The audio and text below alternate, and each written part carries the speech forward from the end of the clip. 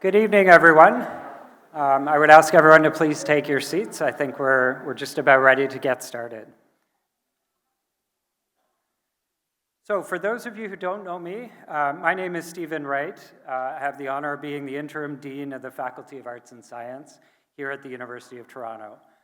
I am absolutely thrilled to welcome you to a truly special lecture on the future of one of the most prestigious art museums in the world, the Louvre, with none other than their esteemed President Director, Laurence. But before we begin, I would like to take a moment to consider the importance of land and space in art.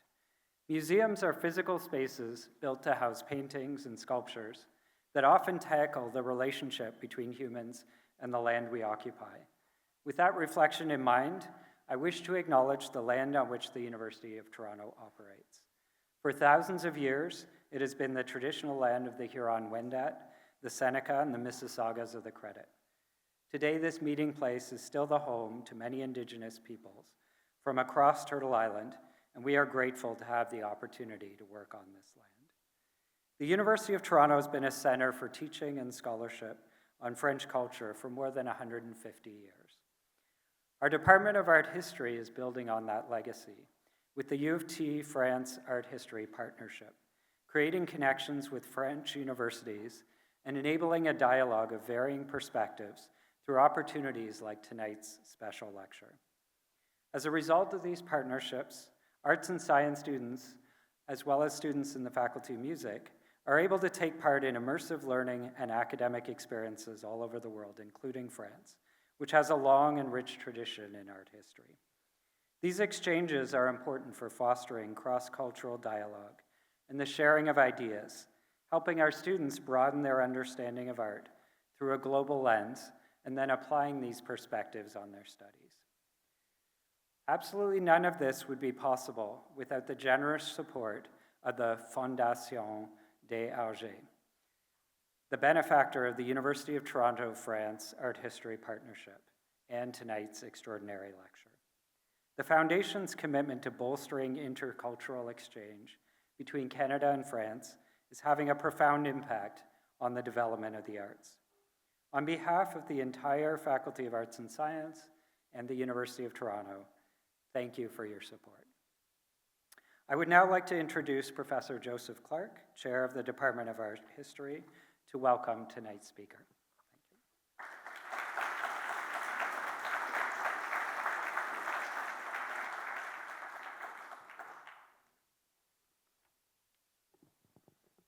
Thank you, Dean Wright.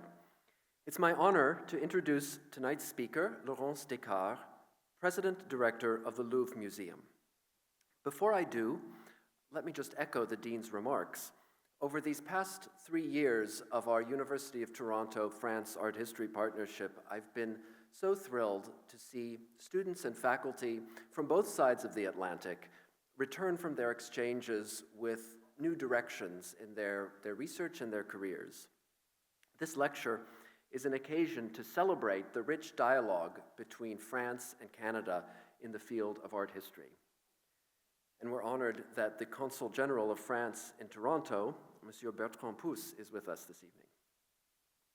Our speaker, Madame Descartes, leads the world's most visited museum, welcoming around 9 million people each year. Here at U of T, we share this exciting challenge of bringing art history to a large, diverse audience. Over 4,000 students take our art history courses annually. And while this isn't quite 9 million, it does make us the largest department of art history in North America. Madame Descartes brings a unique perspective to her role. She's an art historian with particular expertise in the dialogue between French and British art, a cross-cultural conversation that certainly resonates for us in Canada. She studied art history at the Sorbonne and the École du Louvre and trained as a curator at the Institut National du Patrimoine. As a curator, she has organized groundbreaking exhibitions that have challenged conventional narratives and revealed new dimensions of well-known artworks, establishing her reputation as one of the most original curatorial voices of her generation. She helped launch the Louvre Abu Dhabi, serving as scientific director of the French side of the museum partnership. Subsequently, she directed both the Musée d'Orsay and the Musée de l'Orangerie, where she reinforced their international standing and broadened their audiences. When President Emmanuel Macron appointed her to head the Louvre in 2021, she became the first woman to hold this position in the museum's over 200-year history, and she's now leading one of its most ambitious transformations in generations. Please join me in welcoming Laurence Descartes to speak on what's next for the Louvre.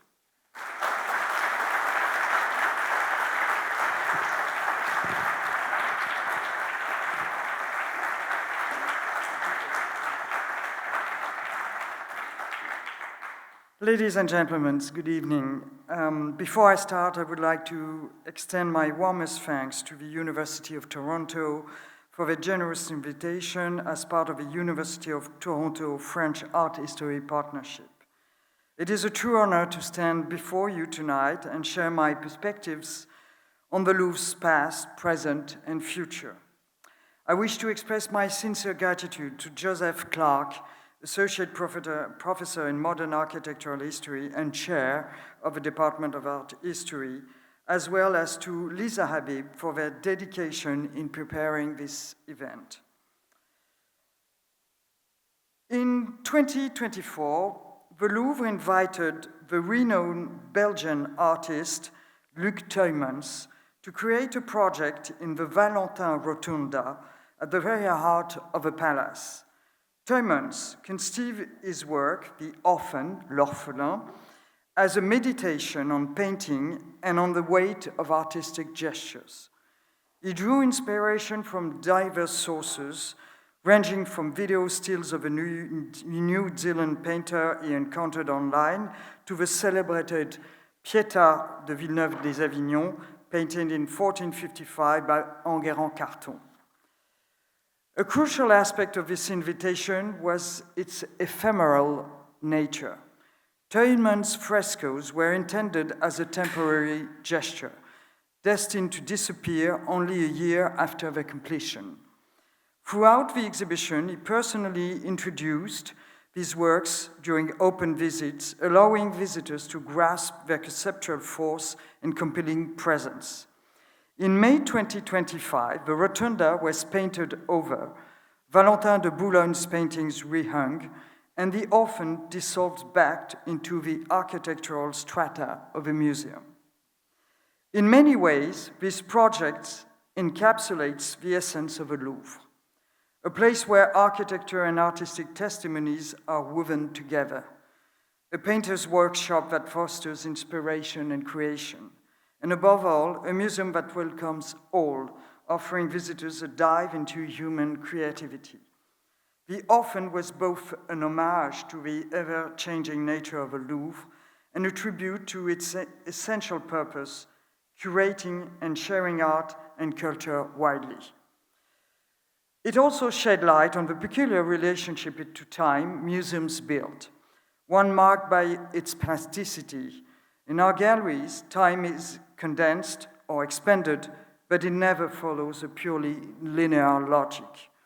In museums, the constant resonance between past and present evokes in many ways Henri Bergson's concept of duration that you will see on the screen. The tension between the ephemeral and the permanent, between what has vanished and what is yet to appear, is essential to understanding the very nature of museums. Attempting to unpack the Louvre's intricate history, its present challenges, and its possible futures in 45 minutes is ambitious. But I am honored to take up that challenge. I hope you are all ready to take it up with me. I will thus try throughout this talk to trace the successive transformation of the Louvre and show how these layered narratives are crucial to understanding today's institution and the transformations to come. Along the way, artists, poets, and intellectuals who have written about the Louvre will accompany me. Their gaze on the museum and its collections, as illustrated by Tuymans' projects, is invaluable for glimpsing this multifaceted place which has never ceased to amaze and fascinate those who walk through its galleries. First, I will address the question of the ever-changing nature of the Louvre. And to start this question, let's look at the Louvre through figures. If we try to define the Louvre today, we must begin with figures. Words alone seem insufficient. The museum displays nearly 33,000 works spanning from antiquity to the present. Most come from Europe, the Mediterranean Sea, and the Middle East. But there are also important holdings from Africa, India, China, Japan, Oceania, and the Americas. Yet, contrary to other institutions like the Metropolitan Museum in New York or the British Museum, the Louvre is not an encyclopedic museum. French national collection of sculptures and paintings produced after 1848, for instance, are in the Musée d'Orsay, across the Seine. At the same time, the Louvre is far more than a museum solely displaying antiquities or old masters. Defining its mission, its identity, and its message, especially today, is an important challenge for me. The 33,000 works on view represent only a fraction of the nearly 600,000 for which we are responsible, whether in storage or on loan across France and abroad.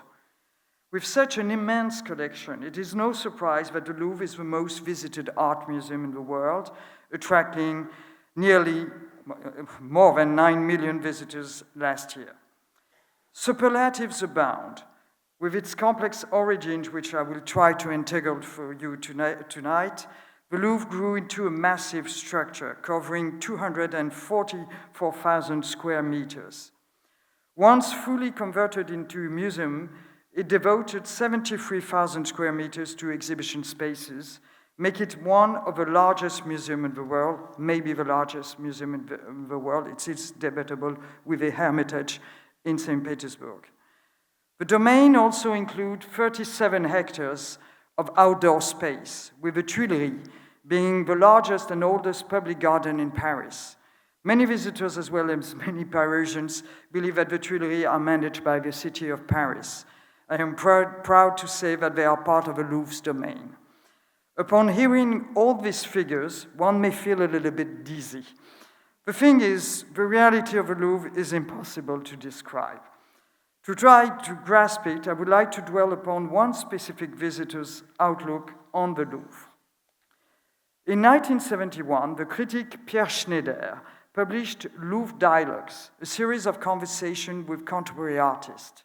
He accompanied his interviews at the Louvre and threaded comments upon the artworks hung in the museum galleries with their exchanges about the nature of art and the status of artists. One of his interlocutors was Marc Chagall.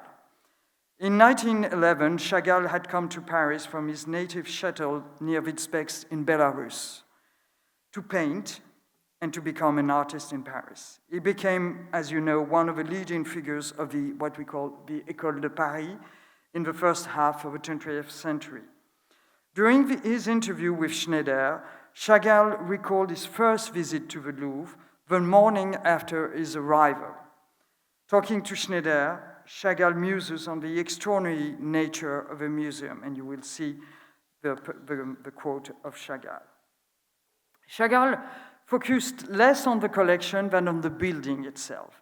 For him, the Louvre's magic derived from its unique site, endowed with a genius loci. The Louvre's aura, rooted in the layers of a monument's history, is indeed unique. Chagall's observation touched upon an essential aspect of the Louvre's identity. Opened to the public in 1793, the Louvre, in the heart of the French Revolution, the Louvre was never built as a museum, unlike the Metropolitan or the National Gallery of Art in Washington. Over the centuries, it has continually reshaped itself. It has become an architectural palimpsest, a patchwork of historical editions, testifying to its enduring presence in the heart of Paris. The Louvre magic lies in the continuation of what no longer exists into what does exist. Philippe Auguste, the king Philippe Auguste, built the Louvre in the late 12th century as a fortress against English threats. It was neither a palace nor museum, but a military structure. Its appearance was indistinct from the other forts that peppered the Kingdom of France at the time. Its purpose could not be further removed from today's. Under his reign, it served as a military stronghold, occasionally housing soldiers, jailing opponents, or storing treasure. Its role was to intimidate and inspire fear.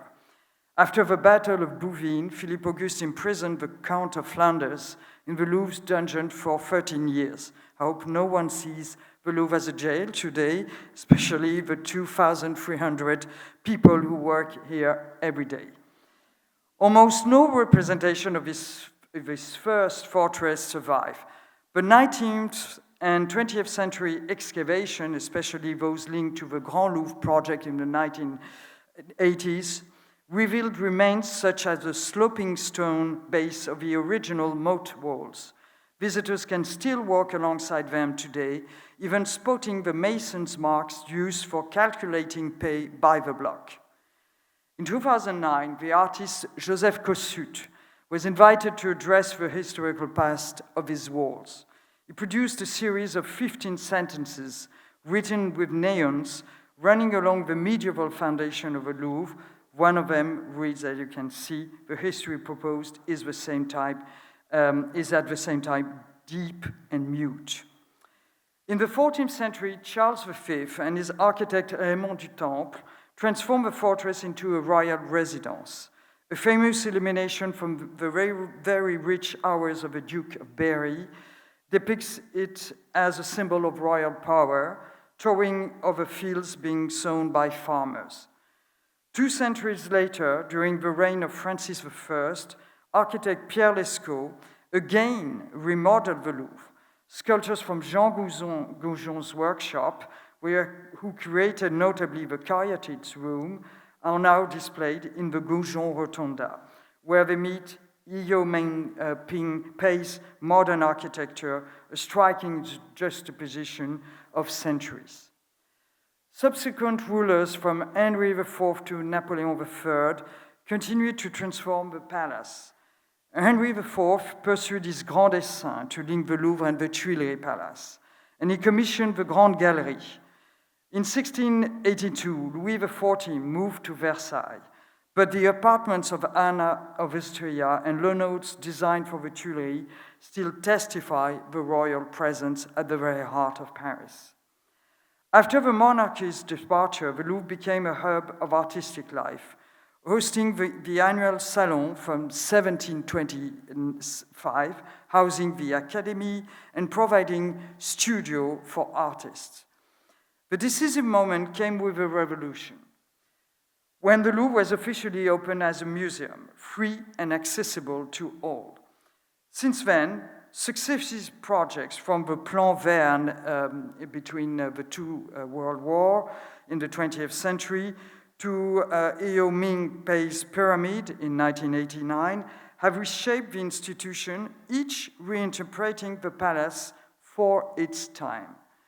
The Grand Louvre project, entrusted to the Chinese-American architect Pei, gave birth to what has since become one of the most recognizable landmarks of our museum, the Louvre Pyramid.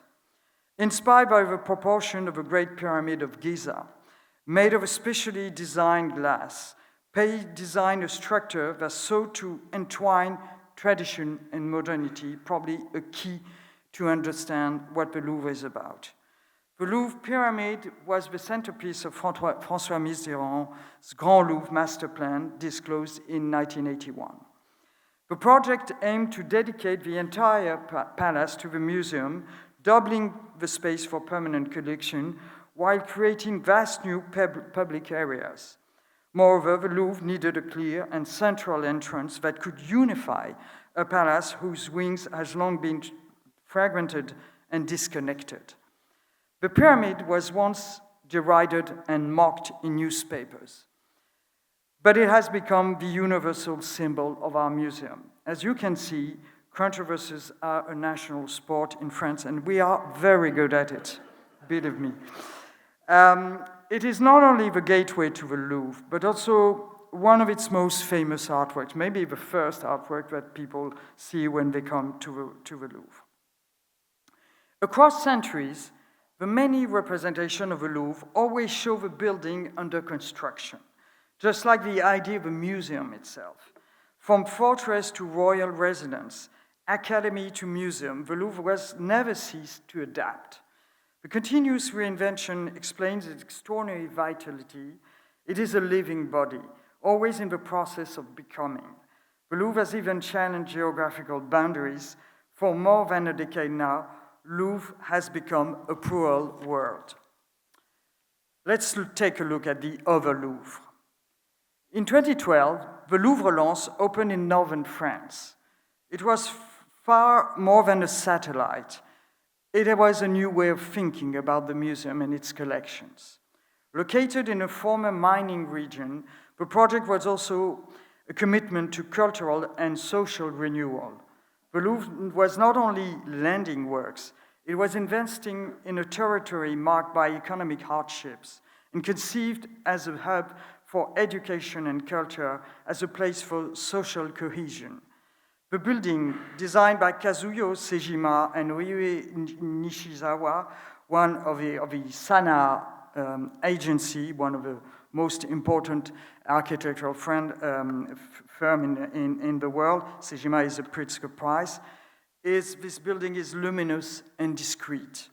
The museum is located within a great park, and its glassed wall reflects the surrounding landscape, seamlessly melting the museum into nature and signaling openness rather than monumentality. At its center stands the Galerie du Temps, a vast open gallery of 3,000 square meters. It displays more than 250 works from the Louvre in Paris, along with loans from other French museums. The result has been remarkable. Louvre Lens has welcomed more than 5 million visitors since its opening. It is now the second most visited French museum outside of Paris. But its importance is also conceptual. The Louvre Lens is a laboratory of museography, a place where the Louvre can experiment new narratives for art history. 5 years later, in 2017, another Louvre opened far beyond France, the Louvre Abu Dhabi. This was the result of an unprecedented partnership between France and the United Arab Emirates. Jean Nouvel designed a breathtaking architecture composed of a vast dome inspired by Arabic masharabia, through which sunlight filters in a rain of light. Beneath it, the galleries unfold as a meditation on the unity of human creation. It displays both ancient and contemporary works of historical, cultural, and sociological interest from around the world. The museum has been a success from the start, already the most visited in the Arab world. In 2024, the museum has welcomed more than 1.4 million visitors. It has been here again an important way of rethinking the Louvre, not only through its relationship to time, but through its relationship to space. Louvre Abu Dhabi shares cultural heritage beyond borders, while rethinking universality in a globalized world. Both sides remind us that the Louvre is not only about preserving artistic treasure, it is also about sharing them, opening them to new publics and perspectives, and creating spaces for dialogue. At a time when we are trying to reinvent the message of a Louvre and what it must offer to the visitors, both in terms of narratives and experience, I am confident that these two other Louvres have much to teach us. This brings me to another central aspect of our mission today, the public itself. Our collections only take on their full depth and meaning when they are seen, commented upon, and shared with visitors. Yet this very openness, considered as the defining feature of the Louvre since its creation in 1793, creates its own challenges. Let me take you for a moment to the movies. In a famous scene from Jean-Luc Godard's Bande à part, shot in 1964, 3 characters, France, Arthur and Odile, decide to visit the Louvre in record time. They run through the Louvre galleries, dodging attendants, glancing at masterpieces like David O for the Horatii, a symbol of their relationship, only in passing. Although I would not advise anyone to visit the Louvre like that, what is striking when we watch the scene today is not the speed, but the emptiness of the museum. They can sprint through the Grand Gallery and hardly bump into anyone. Such an image is, as you know, completely impossible to imagine today. One of the greatest upheavals of the Louvre's recent history has been the rise of international tourism. The pyramid was conceived to welcome 4 million visitors per year. Today, more than 9 million people cross its threshold annually. There could be even more visitors had I not decided to cap the attendance to the museum at 30,000 entries per day. Our popularity is an incredible blessing and an enormous challenge. It gives extraordinary visibility to the museum and its artworks, but also creates overcrowding, long waits, and at times disappointments. From its very beginning, the Louvre was meant to welcome a broad public. On October 17, 1792, Jean-Marie Roland de la Platière, Minister of the Interior of the day, wrote to the French painter Jacques-Louis David that what the Louvre could create and would draw the attention, and you see the complete quote. And Roland de la Platière underlined that the Louvre should stand as a tool embodying the new French nation. As you can see, we have been cultivating a renowned modesty for hundreds of years. This is also a national tradition, the French modesty. But if we go to the center, what is being addressed in the world of Roland de la Platière is the democratic ideal that is clear and lay in the accessibility of a museum's collection to all, and most specifically to artists and international audiences, even under the Revolution. Until the middle of the 19th century, French visitors could only visit the Louvre 1 day per week on Sundays from 10 a.m. to 4 p.m. Foreigners, soldiers, and copiers, on the other hand, could visit the Louvre every day. Interesting. Many representations of foreigners visiting the Louvre, like this painting by Tissot, are to be found. In a way, this accounts for the fact that the Louvre was conceived as a place that should welcome anyone and speak to everyone. Although its displays were embedded in an ideological structure deeply connected to European exceptionalism and to a Euro-centered and theological perspective on art history, this openness became a defining feature for the museum. Today, visitors complain about the crowds in the Grand Gallery, and the attendance to our museums can sometimes prevent the discovery of collections that visitors will perhaps see once in their lifetime. The frustration is not new. François Billard, in the second quarter of the 19th century, painted the stampede of visitors at the Salon Carré. People hustle, jostle, and cannot move freely from one painting to the other. The crowd is noisy, is impatient. Lost in it, we can recognize the critic Sainte-Beuve, engrossed in the reading of his newspaper.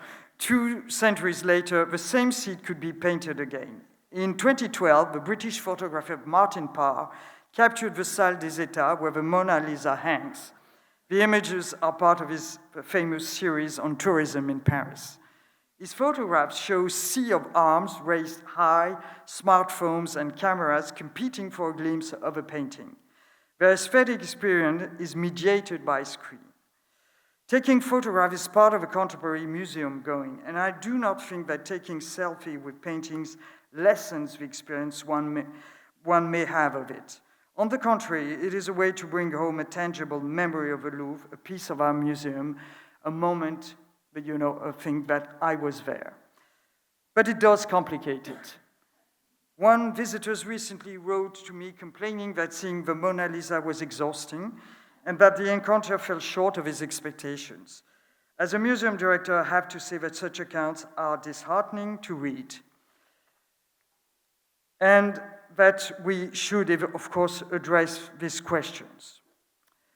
If we dwell a little bit on the new perspective on art history that the Louvre is also about, we have to go back to the origin of the Louvre, shaped it as a place of learning and discovery, a place of knowledge, where art history would be enacted in the architecture and layout of the rooms. Its displays were elaborated by an art history inherited from the 19th century perspective, where national schools and tightly defined artistic trends followed one another in a geo-chronological organization reflecting Hegelian teleologism and an evolutionary perspective on art. During the 20th century, the curator René Huyghe and the Louvre's then director, one of my illustrious predecessors, Henri Verne, reshaped the organizations of the rooms so that they could speak to a wider number of visitors and not solely to amateurs. Verne electrified the Louvre's room to open the museum at night in the 1930s, and it was a revolution, for example. But they did not, Verne and Huyghe, did not challenge the division into schools. They rather reinforced it. These criteria have since been criticized for their arbitrary nature. Consider the division between Italian and French schools. It obscures the lively exchanges between royal courts during the Renaissance. Or think of medieval decorative art. They cannot be understood without acknowledging the Mediterranean as a space of intense commercial and cultural exchange. This is one of the key challenges for museums today, and for Louvre in particular, to show that art history is not made of separate traditions, but of networks of entanglements. One of the great issues for museums today is to picture adequately the nature of these exchanges, which many artworks from our collections embody. Upon my arrival at the Louvre, I decided to create a 9th department, the Department of Byzantine and Eastern Christian Art. It will open in 2027. You can see a room displaying collection of ancient Christian art in the 1930s. As you can imagine, this is not the type of display we are aiming at. But the department would bring together more than 12,000 artworks previously scattered across 7 departments in the Louvre. The creation of new museographical spaces has been entrusted to the agency Y, based in New York and Los Angeles, and French museography agency BGC. Rather than isolating tradition, the aim is to show connection between Byzantium and Rome, between the Islamic world and medieval Europe, and between the Mughal Empire and the Middle East. For instance, one cannot understand the emergence of Byzantine art in isolation from the Roman heritage, and the Roman artistic heritage is perceptible in many examples of our Islamic collection. The exchange between the different areas of the Ottoman Empire in the 15th and 16th century also translates into the circulation of artists, techniques, and materials. It is hard to understand cultural productions as isolates, but harder still to convey the depth of the intricacy of these exchanges in museum spaces. Such consideration complicate the deeply rooted conception of art history within traditional museums, which divide their holdings into separate departments defined by typology, chronology, or geography. The rigid boundaries between our departments, inherited from the historical trends and disciplinary organization of the Louvre, suggest that our collections, if they are exhibited in different rooms, do not share any connection or porosity. Reality is more entangled, and museums must reflect this complexity if they wish to remain faithful and in tune with current scholarship. The Louvre of tomorrow must represent accurately the width of these exchanges. Along these new narratives, institutions must also address new interrogations and the evolution of our analytic frames over the past decades. Ecology, for instance, has become central to research. In 2024, the historian Gregory Quesnay offered his own reflection on the museum's ecology, reinterpreting works such as France Post's Brazilian landscapes or the Khorsabad reliefs Within an environmental fragment, these perspectives show that collection can speak to today's issues. We could also evoke the dedicated pathway across our collection entitled the Toute Beauté, which could roughly translate to many beauty, created in collaboration with L'Oréal. Visitors navigate across 108 works covering more than 10,000 years of art history and allowing them to question beauty ideals and decipher their importance across eras and geographies. This itinerary threads a new narrative of art within our permanent collection. It resonates with contemporary concerns like the elaboration of canonical beauty and the gendered perspective on the latter. In interrogating the elaboration of defined narratives for art history, the question of universal museums in particular has been largely under scrutiny. The Louvre has never been, as I told you, encyclopedic in scope. Yet it has always claimed a universal vocation, to be accessible to all and to represent the breadth of human creativity. Its history is punctuated by attempts at encompassing the latter, especially during the 19th century, when an ethnographic room opened in the Marine Museum in the Louvre. The long and uninterrupted presence of non-European arts in our collection has remained unaddressed for a very long period.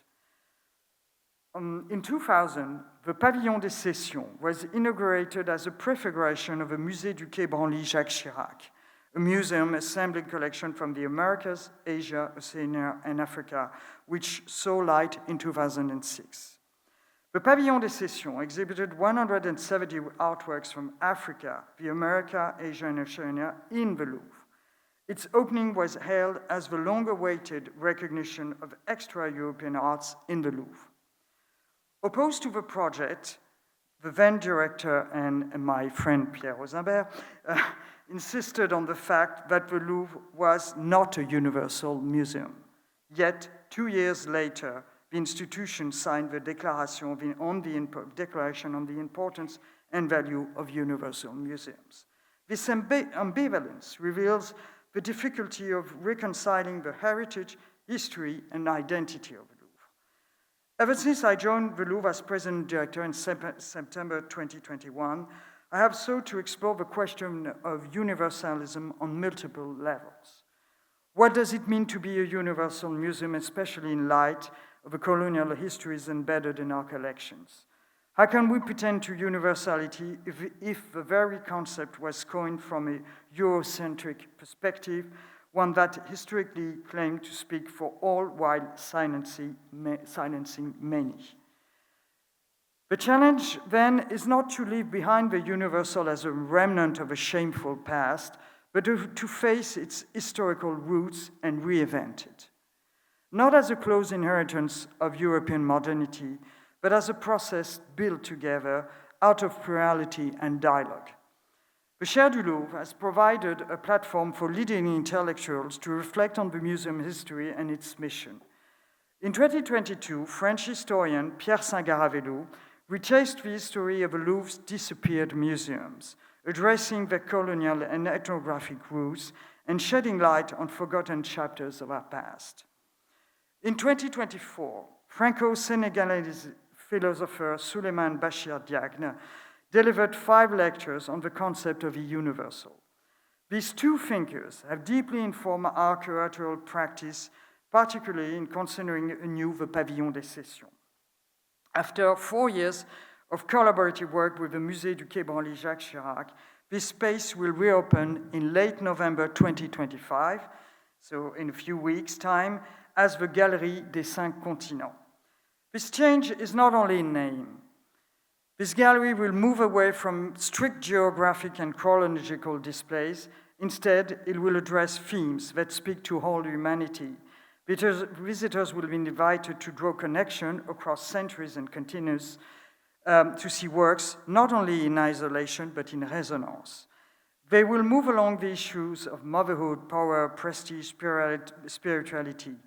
By underlining the echoes between varied artworks, the gallery will make its own the concept of lateral universalism, coined by Merleau-Ponty, and reworked by Suleiman Bashir Diagne. To the latter, and I let the quote on the screen speak for itself. This universal vision will elicit curiosity and wonder through predictive comparison, bringing out similarities and differences. Labels and text will also change. They will highlight both the echoes among works and the history of a collection, how they entered French collection, under what circumstances, and through which encounters and displacements. In this way, the gallery will become a space of dialogue, acknowledging colonial histories while opening new ways of thinking about universality. The Galerie des Cinq Continents will also host performances and contemporary interventions. Franco-Algerian choreographer Nassera Beladza will create a series of processional performances in the gallery just after the opening. A contemporary artist, whose name will soon be revealed, will offer her own vision of a space and its holdings. The gallery will thus be animated by encounters between objects, bodies, and ideas. The Galerie des Cinq Continents was, from the start, a collective endeavor. For 4 years, we worked closely with Emmanuel Cazeréou, president of the Musée du Quai Branly Jacques Chirac, and his teams. Scholars, curators, and artists join us in shaping the project. The result is a profoundly polyphonic space reflecting multiple voices and perspectives. It fosters a wider, more open approach to our collections. The poet Patrick Chamoiseau, theoretician of Creoleness, reflecting on the Louvre and on the Pavillon des Sessions, wrote a poem entitled Renaissance. And you see the poem on the screen. For me, these words capture the task ahead. The Louvre of tomorrow is a museum that accepts uncertainty and welcomes the questions of its time. I will now turn to the Louvre project called Louvre Nouvelle Renaissance. To better understand the Louvre's potential future, let us now turn to a historic part of the Louvre, the colonnade, the grand eastern facade of a palace, the grand eastern forgotten facade of a palace. By the time Louis XIV came to the throne, the Louvre had long served as the headquarters of the French monarchy. In 1665, Louis XIV summoned to Paris Europe's most celebrated artist, the notorious Roman architect and sculptor Gian Lorenzo Bernini, in order for him to design a new east facade for the Louvre on the city side. Altogether, Bernini delivered 4 different designs for the Louvre, none of which were accepted. Again, French architect won. When prominent French architect Claude Perrault criticized Bernini's Louvre design, the Italian exploded, and I quote Bernini because I don't think you have a quote on the screen. You may have some understanding of the uses of a palace, but the design is the concern of someone more skilled than you are. You are not worthy of brushing the dust of my shoes. This is about French and Italian relationships, you know, everything is under control. So the construction of a new facade was finally entrusted to a group of French artists, which included Claude Perrault. The design of a facade led to numerous projects, all imagining ways of perceiving the Louvre and its relationship to the city around it.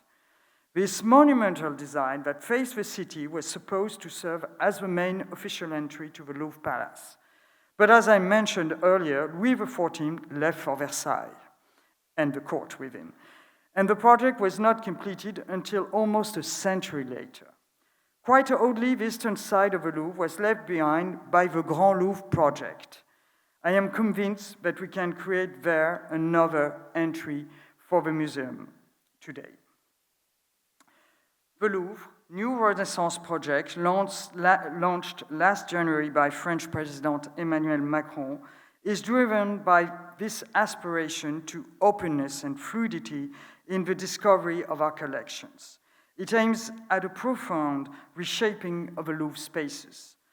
To grasp the scope and importance of this project, one of the most ambitious plans for the Louvre since Space Pyramid, allow me to show you a short video. Forget my presence because I cannot stand myself on the screen, but that's okay, which perfectly sums up what the entire project is about. Bear with me.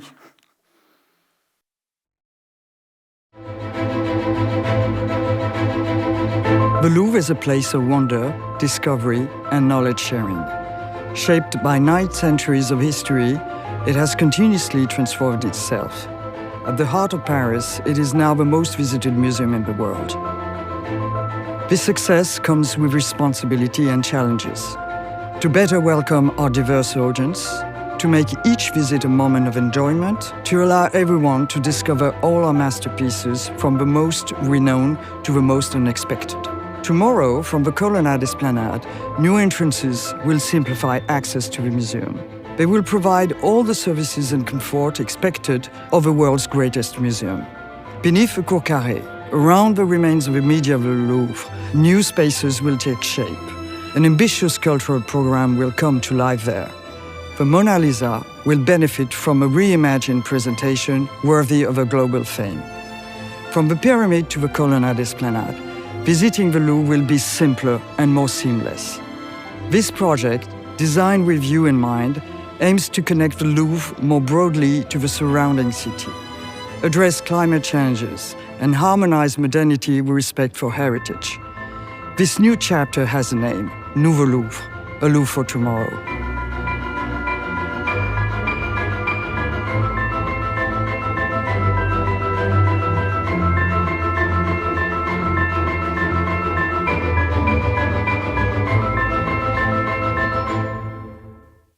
Entrance beneath the colonnade will relieve pressure on the pyramid, improve the visitor's experience, and shed light on a lesser-known part of the palace. It would also reconnect the Louvre to the eastern districts of Paris, which have become increasingly dynamic. In short, it will allow the Louvre to breathe again. Visiting the museum will be easier throughout. These new entrances will open up the palace to its Parisian surroundings and include it in a dense and dynamic cultural geography. Underneath the Cour Carrée, we will also build vast exhibition spaces. A very large room, or sequence of rooms, to be more precise, will be dedicated exclusively to the presentation of the Mona Lisa. This new, modern, and airy space will trace the history of Leonardo da Vinci's work and its transformation into an icon of world art. I dare say that the Mona Lisa is not like any other painting. Its extraordinary destiny must be told in an engaging way. Displayed in this way, the work will offer visitors a new, unique encounter with Mona Lisa, which will match their expectation. This architectural opportunity is also conceptual. It is an occasion to reframe our narratives of art history and the way we present our collections. Through a renewed museography and display, our artworks will be able to tell different stories, shedding light on the origins of our collection, on the relationship that one can establish between various artistic forms, and weaving together different perspectives on art. Thus redesigned, I want to believe that the Louvre will fully deserve its title as the most beautiful museum in the world, a place where culture, civilization, and eras engage in dialogue, a museum welcoming all its visitors, especially the youngest, in the best possible way, a living museum connected to contemporary interrogations. The Louvre's purpose is not only to display worlds, but to create the condition for meaningful encounters with them. And that word, encounter, is at the heart of the definition of a museum. Returning to our artist visits to the Louvre, let me evoke a well-known visitor of the Louvre, the French poet Charles Baudelaire. Baudelaire, through his character of a flâneur, famously depicted Parisian modernity. He invented Parisian modernity. And commented upon the transformation of the city underwent throughout the second part of the 19th century. He extensively wrote on the salon and on museums. He even wished to write a dedicated essay on vanished museums and museums to create. Very interesting thing. In a famous letter to his mother that you have on the screen, I think, he writes, a certain depiction of a salon carré, and the fact that he should see museums as places of encounter, to meet your loved ones, exchange, and talk freely as places to live in and inhabit, really resonates with what the Louvre ought to be. a polyphonic space where many perspectives on a shared heritage meet. To conclude, I have tried to show how the Louvre's many histories intertwine, from King Philip August's fortress to the royal palace of the Valois and Bourbon, from the Academy of Artists to the Museum of the Revolution, from the Grand Louvre to today's many Louvres, and to the new renaissance of our museum. What will emerge from these entanglements is not a single closed definition of a museum, but a pattern of transformation. We will end with a quote from one of my predecessors, Henri Venn, director of the Louvre, and at that time you were also director of all the French National Museum, so it was quite a job. And what Verne has written about the Louvre is a lovely thing. I have a more complete, and I will quote it completely if you allow me. It would be unkind to the Louvre, a great art museum, the Museum of All Arts, not to think to improve it. It is therefore a question of absolutely respecting a facade. Interesting. That is essential to the appearance of Paris, and then inside, applying a more flexible rule that consists in respecting the palace, but we are being constrained by it. Everywhere, we must adapt and transform it. This was written in the 1930s. Very inspiring.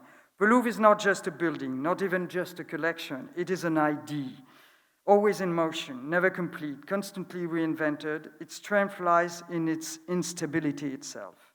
This is what makes the Louvre a living institution. It is what allows it to remain faithful to its past while speaking to millions of visitors year after year. Thank you for your attention.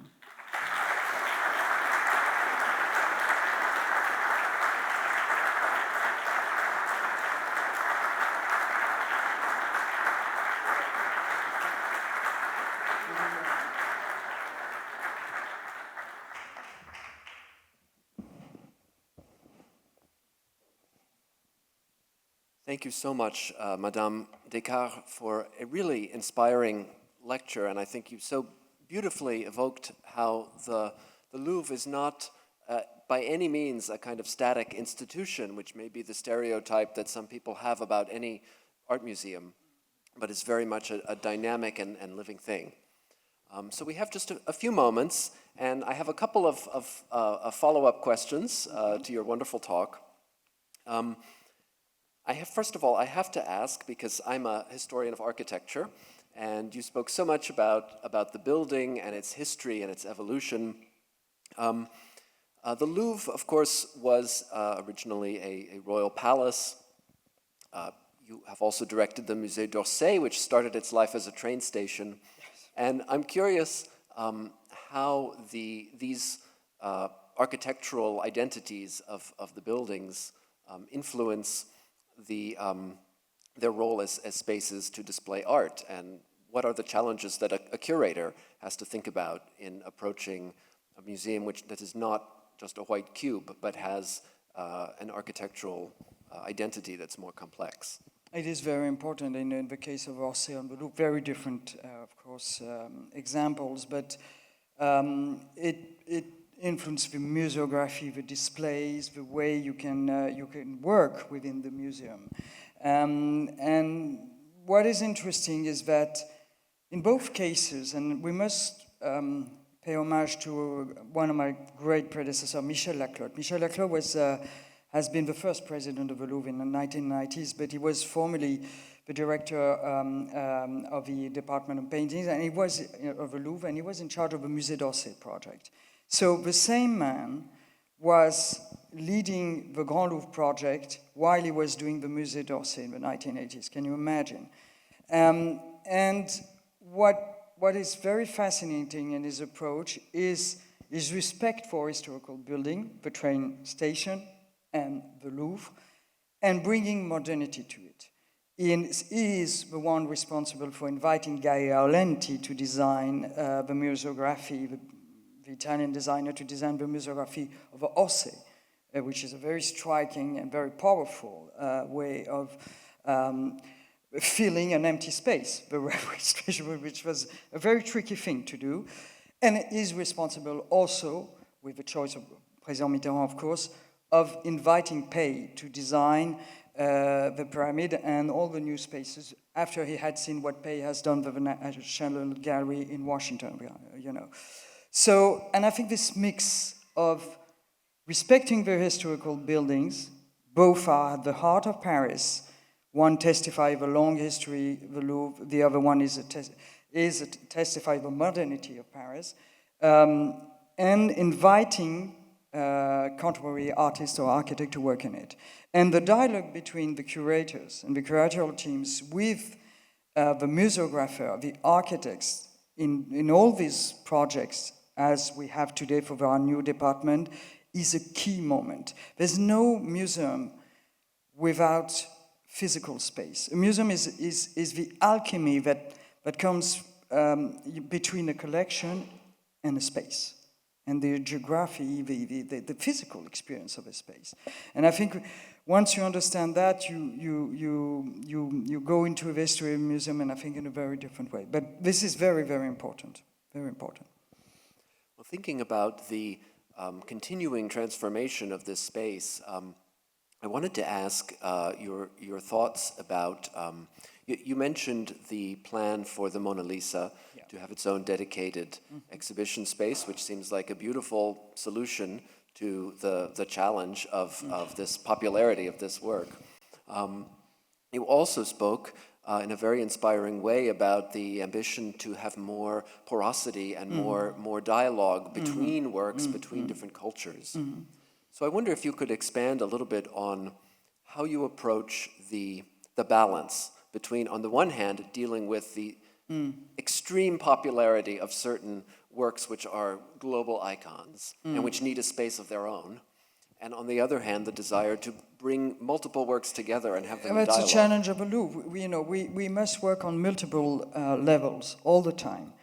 We are addressing a worldwide, audience, from the schools of France to somebody who will come once, in his lifetime in the Louvre, and maybe will only visit one museum in his lifetime, and that will be the Louvre. So the responsibility is gigantic. But no, it's really something that you need to work on, and also to face the questions. Mona Lisa.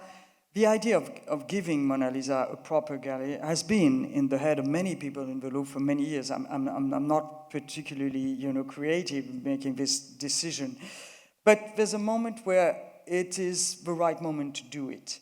And we are reaching a point where the experience of seeing Mona Lisa is not satisfying at all. It's not satisfying at all for visitors, for the museum teams too. We are not doing our job properly.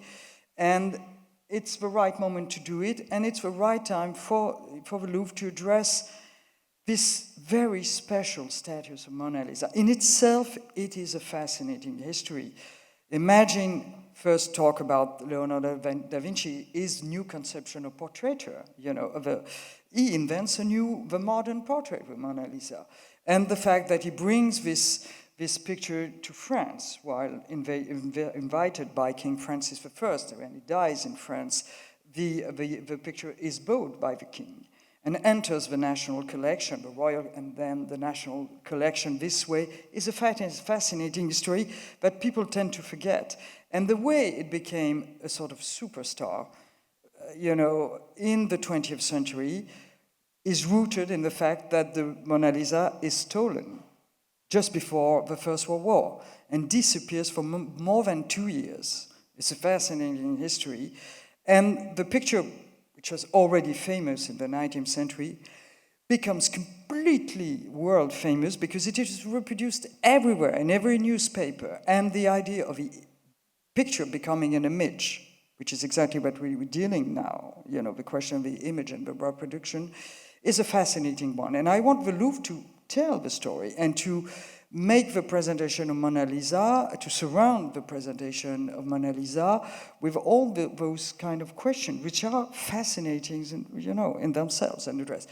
But again, this is another level when you're dealing with the different curatorial department and ask them to imagine the way they can link their collections together at some points, not always, it's not systematic, but I think that what we are working on for the new Department for Byzantine Art and Eastern Christianities and the Roman galleries and the Islamic Art Department, all connected. It's the first time ever that 3 curatorial departments are working together in the Louvre. And the experience is fascinating. And I must say that my experience as the scientific director of Louvre Abu Dhabi probably prepared me for this, because for the first time in the French National Museum system, curators from different specialties were working together in order to create a new narrative and not working in each specialty, but to connect, all the time the collections. And I think I was a 19th century specialist until Louvre Abu Dhabi, very happy one. But I discovered, a new history of art and a new way of presenting the collection, which is also present in Louvre Lens. And I think that those 2 experiences should really enrich the Louvre in Paris. It's one of the first things that I told the director of the department. Is I say, it's high time that we brought back the lessons of Abu Dhabi and Lens to Paris. It's time, really now. And it's exactly what we are working on. That's extraordinary and very inspiring. We are coming to the end of our time, so as I invite Dean Wright to come back and close our program, I just invite everyone to once again join me in thanking Laurence Descartes for a wonderful talk. Thank you.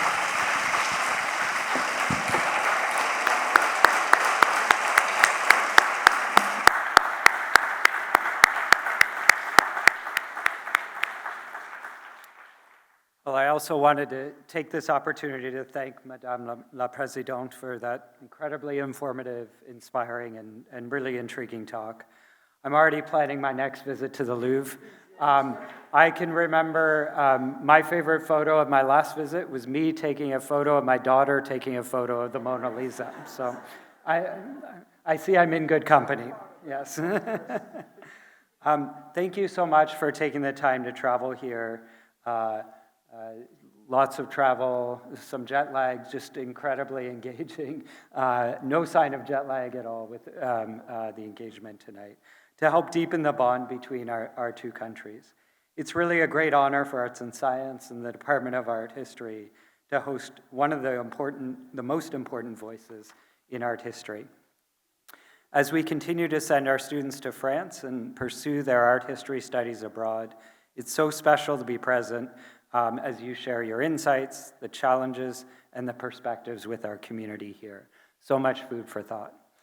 Once again, I'd like to share my deep appreciation for Fondation DRG and the vision and generosity that helped make this lecture possible. And to all of you tonight, our arts and science community, I want to thank you for attending. I'm sure you all found the lecture as engaging and inspiring as we did. Take care. Please enjoy the rest of your evening. Thanks very much.